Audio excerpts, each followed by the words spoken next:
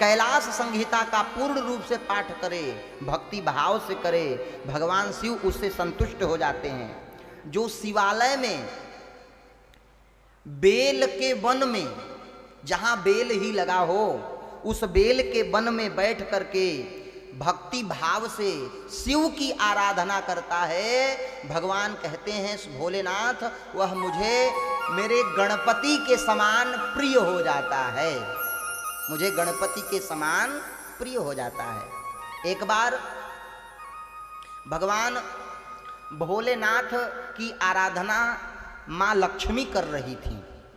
जरा ध्यान सुनिएगा, भोलेनाथ की आराधना महालक्ष्मी कर रही थी, तो कमल से सहस्त्रार्चन कर रही थी। सहस्त्र कमल को लेकर के और भगवान शिव जी के ऊपर ओम नमः शिवाय, ओम नमः शिवाय, ओम नमः शिवाय, ओम नमः शिवाय चढ़ा रही थी।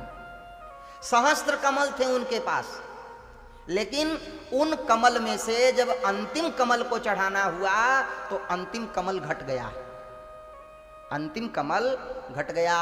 तुरंत माँ लक्ष्मी सोचने लगी, अरे राम राम, मैंने इतना कमल चढ़ा दिया लेकिन एक कमल मेरे पास नहीं है, अब मैं क्या करूं। तुरंत माँ ने अपने पयोधर को भगवान भोलेनाथ के ऊपर चढ़ा दिया, कहा महादेव हम समर्पित करते हैं अपने पयोधर को।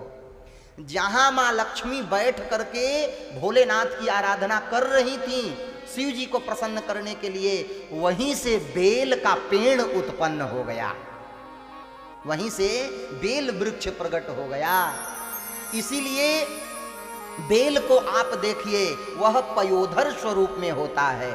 भगवान भोलेनाथ ने कहा जो मुझे बेल चढ़ाएगा वह मुझे अति प्रिय होगा, जो मुझे बेलपत्र चढ़ाएगा वह मेरा अतिशय प्रिय होगा।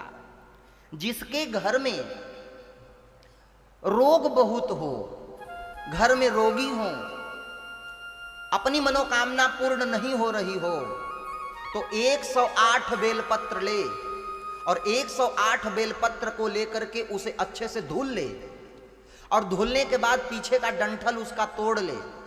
ऊपर वाले बेलपत्र पर राम लिखे, बगल बगल वाले पर राम लिखे, और उल्टा करके बेलपत्र भगवान महादेव के ऊपर सांब सदा शिवाय नमः, सांब सदा शिवाय नमः, सांब सदा शिवाय नमः, ऐसा कह करके भगवान शिव जी के ऊपर जो बेलपत्र चढ़ा देता है, भगवान भोलेनाथ कहते हैं उसके मन की सारी मनोकामना मैं पूर्ण कर दिया करता हूं।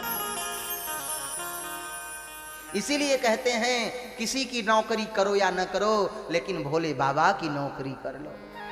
एक बार भोले बाबा को अपना बना लिया मेरे भाई बहन, तो संपूर्ण कार्य आपके हो जाएंगे। इसलिए बड़े भाव से भोलेनाथ से कहो, हे भोलेनाथ मैं तो आपका ही गुलाम हूं, आपके चरणाश्रय में ही रह करके अपने जीवन को बिता रहा हूं। नमः पार्वती पतये हर हर महादेव।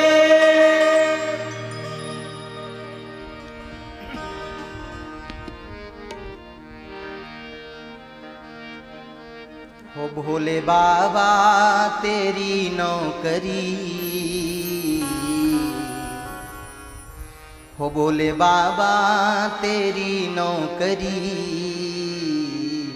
सबसे बढ़िया और सबसे खरी।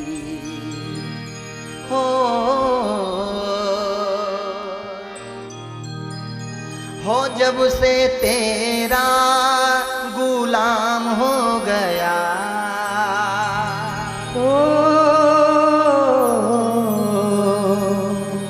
जब से तेरा गुलाम हो गया, तब से मेरा भी नाम हो गया।